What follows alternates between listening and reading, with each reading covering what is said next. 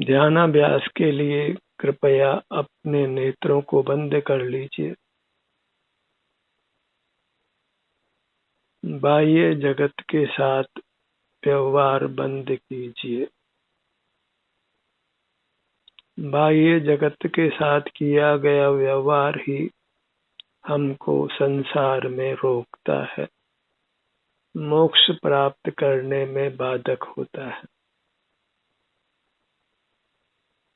बाह्य जगत के प्रति जिज्ञासाओं को समाप्त कीजिए और अपने पास आ जाइए, जहाँ सुख का भंडार है, परम शांति है, वीतरागता है। अपने को पहचानिए। मूर्त शरीर के बराबर आपका स्वरूप है।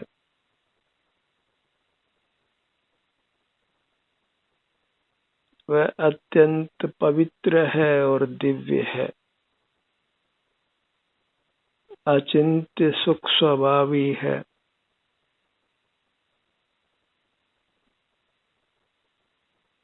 उसमें ही अनुरक्त रहिए और बाह्य जगत से विमुख रहिए। जब तक हम बाह्य जगत के सन्मुख रहेंगे, तब तक संसार बना रहेगा। संसार नाम दुखों का है।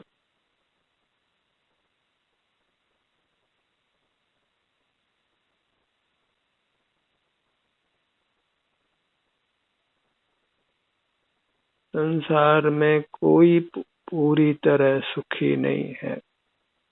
कोई भी प्राणी दुख से रहित नहीं है। जहाँ मूर्त कर्म के साथ मूर्त काया के साथ संबंध है, वहाँ नियम से नाना प्रकार के दुख हैं। मूर्त की मिलावट ही हमारी अशुद्धता है, और जहाँ अशुद्धता है वहाँ दुख है।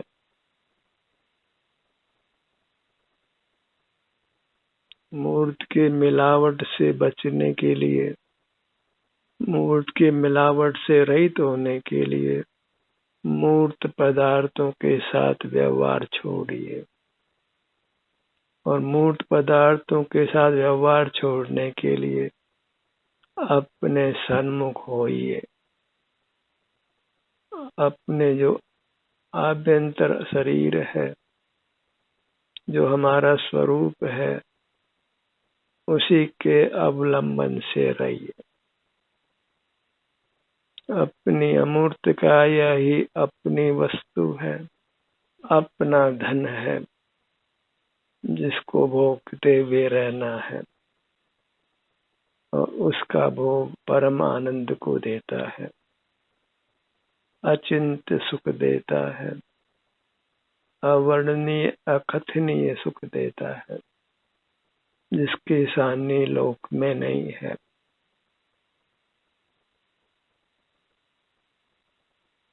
तो दो ही बातें प्रधान हैं: बाह्य जगत की जिज्ञासाओं को रोकना, उनकी पूर्ति नहीं करना, और अपने सन्मुख रहना। लोक व्यवहार को कम करते हुए समाप्त कर देना है। बाहर अचेतन है और अमूर्त जीव है। अमूर्त जीव मूर्त में मिले हुए ही हमारे व्यवहार में आते हैं, तो उनके सन्मुख नहीं रहना है और अपने सन्मुख रहकर अचिंत्य सुख को भोगना है। अपनी मूरत वही आनंद की मूरत है। सिर से पांव तक केवल आनंद ही आनंद है और कुछ नहीं है। अकेला आनंद वही परम शांति है, परम वीतरागता है, निष्कषायपना है, निष्पापना है, अत्यंत पवित्र रूप बनता है। जहाँ अपने सन्मुख हुए वही हम पवित्र होते हैं, डिवाइन हो जाते हैं, देव हो जाते हैं।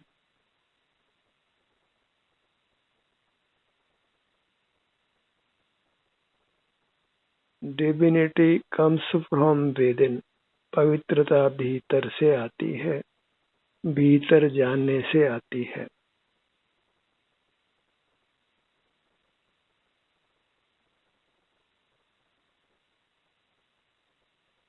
अपनी काया का ही एहसास करिए, अपनी बॉडी को ही स्कैन करिए, हर अंग के स्वास्थ्य की स्थिति को भोगिए।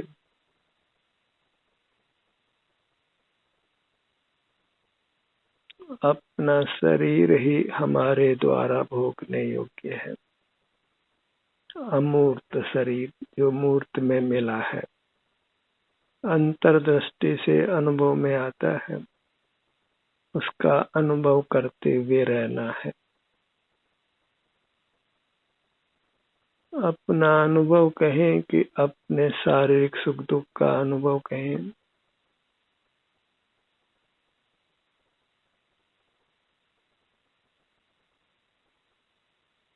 अपना निज विस्तार है, उसी में सुख दुख का परिणाम होता है। बहिर्मुख होने से नाना प्रकार के परिणाम होते हैं। हम बहुरूपिया होते हैं और बहुरूपिया होना अच्छा नहीं है। अंतर्मुख रहकर एक रूप रहना है, एक आनंद रूप रहना है, विकल्पों से अत्यंत मुक्त, चिंताओं से अत्यंत मुक्त, निर्भय रहना है, निष्कषाय रहना है। नाना प्रकार के कषायों से हम दुखी होते हैं। बहिर्मुख रहकर क्रोध, मान, माया, लोभ, हास्य, रति, अरति, शोक, भय, जुगुप्सा, स्त्री वेद, पुरुष वेद, नपुंसक वेद, इतने प्रकार का दुख जानो। सब कषाय दुख रूप हैं।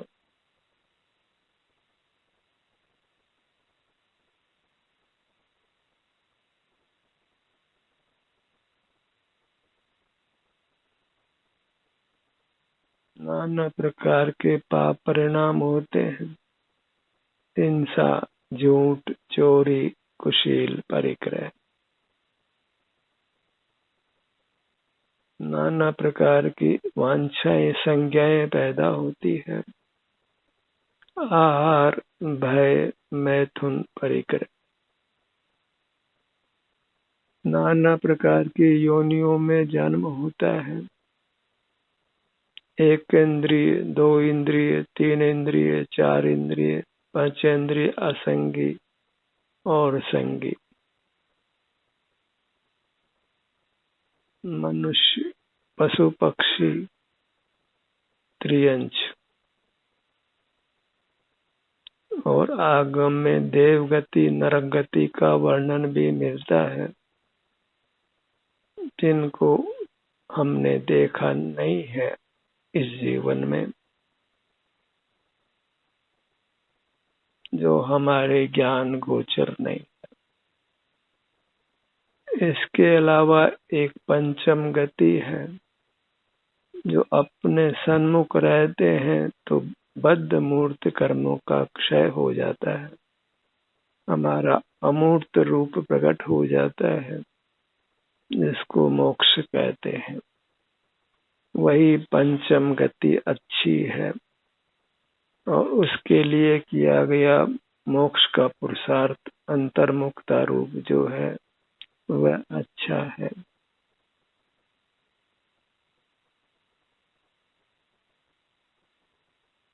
और बहिर्मुक्ता में धर्म अर्थ काम का पुरुषार्थ जीव करता है। धर्म अर्थात पुण्य का है। उन तीनों से अलग ही मोक्ष का पुरुषार्थ है। जो पुण्य का पुरुषार्थ है लोक में उसी को धर्म माना जाता है, पर उसका फल संसार है। जो वास्तविक धर्म है वह अपने अनुभव रूप है, अपने सन्मुख रहने रूप है।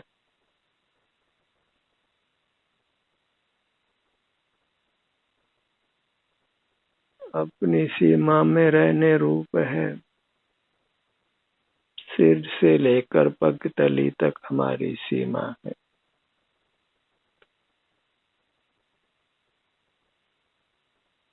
जिस भी मूर्ति को हम प्राप्त करते हैं उसी के आकार हमारा रूप रहता है। उस रूप को भूलना नहीं है। बहिर्मुख रहकर हम अपने रूप को भूल जाते हैं और वही हमारे सकल दुखों का कारण होता है।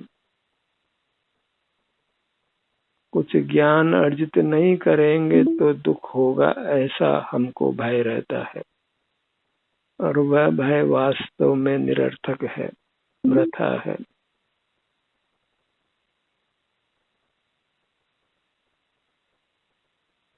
ज्ञान इच्छा को छोड़कर, बहिर्मुखता को छोड़कर जब अपने सन्मुख होते हैं तो बाहर का किंचित भी ज्ञान नहीं होने पर हमको उत्तम सुख का, स्वास्थ्य का अनुभव होता है।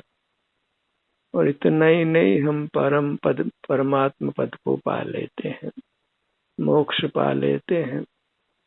तो बहिर्मुख नहीं रहने से कदाचित बाहर की हानि भी होती हो तो वह वास्तव में कोई हानि नहीं है। जहाँ मोक्ष की प्राप्ति होती है वहाँ बाहर की संपदा का कोई प्रयोजन नहीं है और बाहर के ज्ञान का कोई प्रयोजन नहीं है। बाहर के ज्ञान को सरस्वती नाम है और बाहर के मूर्त पदार्थों को लक्ष्मी नाम है। तो ये सब मूर्त ही है। लक्ष्मी भी मूर्त है और लक्ष्मी का ज्ञान भी अचेतन जैसा ही है, क्योंकि वह सुख रूप नहीं है, हमारा चिद विकार है। और जब हम लक्ष्मी और सरस्वती की आराधना छोड़कर अपनी ही आराधना करते हैं, अपने सन्मुख रहते हैं, अपने सन्मुख रहने से होने वाली शांति को, सुख को भोगते हैं तो फिर हम परमात्मा हो जाते हैं, परम सुखी हो जाते हैं अनंत काल के लिए। अल्प काल का पुरुषार्थ अनंत काल तक हम भोगते हैं। बाहर में तो जो धन कमाते हैं वो 25-50 साल ही भोग पाते हैं और फिर मरण हो जाता है। और बहुत मेहनत करके भी कितने लोग आजीविका जितना धन भी नहीं कमा पाते हैं और धन के अभाव में आत्महत्या तक कर लेते हैं। और परम पद मोक्ष पाने पर धन की आवश्यकता ही नहीं रहती। सब प्रकार की आवश्यकताओं से हम मुक्त होते हैं। इतना लाभ जानकर बस नेत्रों को बंद रखिए। कोई लाभ नहीं है नेत्रों को खोलने से, पाँव से चलने से, हाथों से काम करने से, कुछ बोलने से, कुछ सुनने से। न कुछ सूंघना है, न कुछ चखना है, न कुछ स्पर्श करना है। और न कुछ विचार ही करना है, न कुछ याद ही करना है, न अपने भूतकाल में जीना है, न भविष्य के संबंध में कोई विकल्प करना है। बस वर्तमान क्षण को अपने सन्मुख करना है।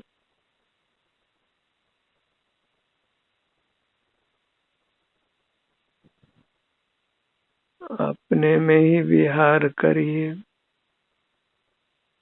यह निर्देश तो सब सत्रों के लिए गर्भित है। नेत्रों को बंद रखना, मौन रहना और सिर से पांव तक अपने सन्मुख रहना। अपने शारीरिक स्थिति का एहसास करना। जो भी शारीरिक सुख है या दुख है, दोनों में समभाव धारण कर अपने सन्मुख रहना।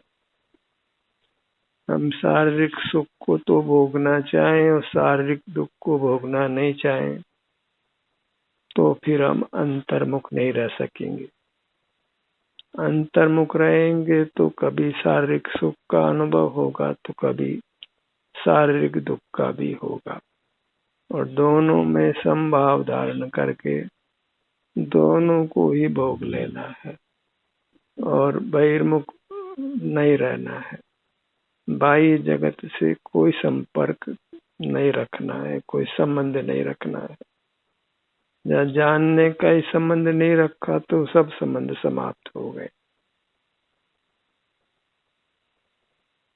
क्योंकि बाह्य पदार्थों के ज्ञान से रहित होना वही संयम है। जिस संयम के बिना एक भी जीव मुक्त नहीं होता, कोई अपवाद भी नहीं है। भले जीवों की रक्षा करो, जीवों का उपकार करो, सत्य बोलो, चोरी मत करो, ब्रह्मचर्य से रहो, परिग्रह रहित नग्न रहो, तो भी यदि हम अपने सन्मुख नहीं हैं, ज्ञेयों के ज्ञान से रहित नहीं हैं, तो हमको मोक्ष मार्ग नहीं है। मोक्ष की बात तो बहुत दूर है। संयम नाम बाह्य जगत के ज्ञान से रहित होना है। और हमको अखबार पढ़ना है, टीवी देखना है, सोने के अलावा नेत्रों को खुला रखना है, सब व्यवहार सामाजिक निभाने हैं, तो फिर समझ लीजिए कि सुख हमारे लिए नहीं है। बाहर के आमोद प्रमोद करना है तो फिर मोक्ष की कल्पना करना भी वृथा है। परमात्मा होने की कल्पना करना भी वृथा है। मरण के, जन्म के दुखों से, जरा के दुखों से मुक्त होने की कल्पना करना वृथा है। फिर तो संसार में बस दुखों से ही लड़ते रहिए। भीतर जाओगे तो शारीरिक दुख मिलेगा, बाहर जाओगे तो भी अपयश, आहार, तृषा आदि नाना दुख मिलेंगे, धनाभाव होगा, सब प्रकार के दुख भोगने होंगे। और दुखों से अपने को मुक्त कर लेना, उसी में हमारी बुद्धिमत्ता है जो हमें प्राप्त हुई है। हमें मस्तिष्क मिला है, विचार करने के लिए मन मिला है, मूर्त नहीं भले इसे प्रदान किया है। इसका उपयोग करके अंतर्मुख हो जाइए। हित का विचार करके फिर विचार को भी छोड़कर अपने हित में प्रवृत्ति करिए। स्वपर का विवेक सम्यक ज्ञान है, उसको करके फिर सम्यक ज्ञान के विकल्प से भी रहित हो जाइए और अपने सन्मुख बने रहिए। प्रयत्न करिए कि आप नेत्रों को बंद करके कितना समय बढ़ा सकते हैं, और इसका दिन प्रतिदिन हिसाब रखिए कि आप जागृत होने से लेकर सोने तक कितना समय नेत्रों को बंद कर अपने शारीरिक सुख दुख का अनुभव करते हुए रहते हैं। यही आपका वास्तविक व्यवसाय है, सुख पाने का, सुख अर्जित करने का, कि हम दिन प्रतिदिन का लेखा जोखा रखें कि कितना समय हम नेत्रों को बंद रखकर अपने शरीर का एहसास करते हुए रहते हैं। यह संयम है। इस संयम में दिन प्रतिदिन वृद्धि करना है और इसको पूर्ण कर लेना है। अपने को सकल ज्ञेयों के ज्ञान से रहित कर लेना है और अपने अनुभव रूप रहना है। लोक में बहुत ज्ञान की महिमा है, पर मोक्ष मार्ग में वही ज्ञान बाधक है। बस जो स्वपर का विवेक करते हैं, उतना अल्प ज्ञान ही मोक्ष मार्ग में सहायक होता है। वह भी गर्भित रूप से ही है। उसके संबंध में नाना विकल्प नहीं करना है। एक बार समझ गए, फिर उसका विकल्प नहीं करना है। फिर बस अपने अनुभव रूप रहना है। ज्ञान का काम क्षण भर का है और अनुभव का काम निरंतर है। सम्यक ज्ञान की उपयोगिता क्षण भर है कि हमने स्वपर विवेक किया, बहिर्मुखता को बुरा जाना और अंतर्मुखता को अच्छा जाना। बस इस विकल्प को भी फिर समाप्त करके अपने सन्मुख रहना है।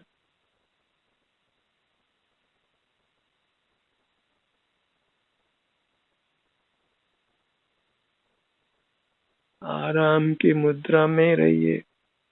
किसी प्रकार का मानसिक शारीरिक तनाव नहीं लेना है। एकदम आराम की स्थिति में एट ईज रहिए, सुख से रहिए। बस अपना मुख अपनी ओर रखिए। आप भले बैठे हो, खड़े हो, लेटे हो, किसी का सहारा लेकर बैठे हो, पर अपने में बैठे हो, अपना एहसास करते हुए रहते हो। शरीर में कदाचित मूवमेंट भी करना पड़े तो कोशिश करिए कि उस मूवमेंट के प्रति आप जागृत रहें, उसका एहसास करते रहें। जब भी संभव है तो काय चेष्टा करनी होती है, तो उस काय चेष्टा को अनुभव में ले सकते हैं तो उसको अनुभव में लीजिए।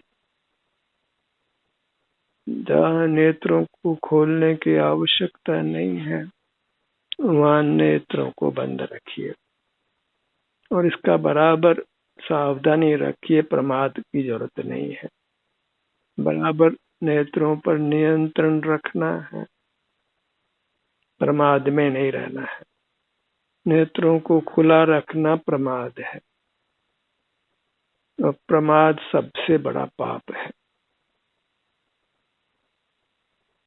प्रमादी जीव को मोक्ष नहीं होता। जो बहिर्मुखता रूपी प्रमाद को छोड़कर अपने प्रति अत्यंत जागरूक होता है, संवेदनशील होता है, वही मुक्ति को प्राप्त करता है। मूर्त कर्मों के बंधन से रहित होकर पूर्ण सुख हमेशा के लिए पा लेता है, परमात्मा हो जाता है। हमें जागरूक रहना है, माने अपने शरीर का एहसास करते हुए रहना है। फिर एहसास करना है। उपयोग बाहर जाएगा, कभी किसी जरूरी प्रयोजन से, जरूरी काम से भी जाएगा, लेकिन जैसे ही अवसर मिले हमें अपने शरीर का एहसास कर लेना है। जहाँ जहाँ हमको सहूलियत है, अनुकूलता है, बहिर्मुख रहने की अनिवार्यता नहीं है, वहाँ वहाँ हमको त्वरा से अपने सन्मुख रहना है, नेत्रों को बंद कर लेना है और अपने शरीर में उपस्थित हो जाना है। और फिर शरीर में उपस्थित रहते हुए भले आप हिले डुले पर उपस्थित शरीर में रहे।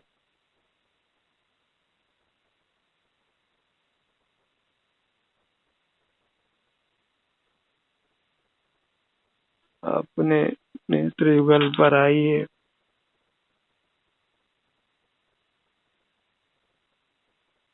दोनों कानों के भाग पर आइए,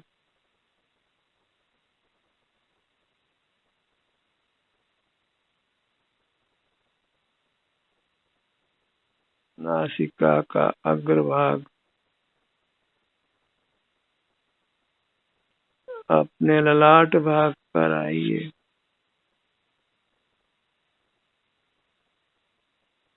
अपने पेट के भाग पर आइए, नाभि के स्थान पर आइए,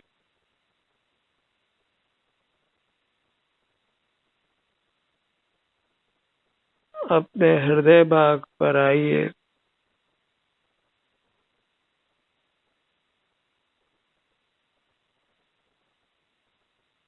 यदि आप जल्दी जल्दी भी स्थान बदलते हैं तो कोई नुकसान नहीं है।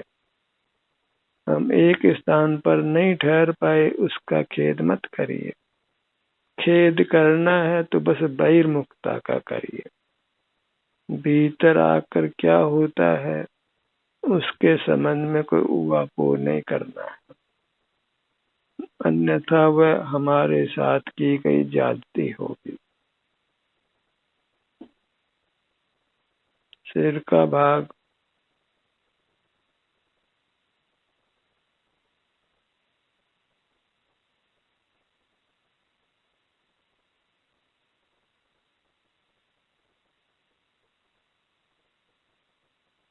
अपनी पूरी मूरत, अपने सिर के भाग पर आइए, भ्रू मध्य पर आइए, अपने दोनों होठों के भाग पर आइए। हर अंग में आपको कैसा एहसास होता है उसको भोगिए। दोनों होठ मिले हुए,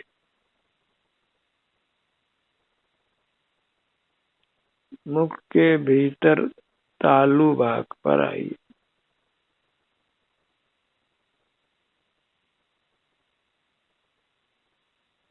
इस प्रकार हमें अपने शरीर के हर भाग, हर अंग, हर उपांग तक पहुंचना है। यही हुआ अपने में केली करना, अपने में क्रीड़ा करना, अपने में रमण करना, अपने में लीन रहना और अपने को इंद्रिय ज्ञान से बचाना, इंद्रिय संयम रखना, बाह्य पदार्थों के ज्ञान से रहित रखना, बाहर की जानकारी को नहीं जुटाना। ध्यान का सत्र यही समाप्त होता है। आपकी सहभागिता के लिए धन्यवाद।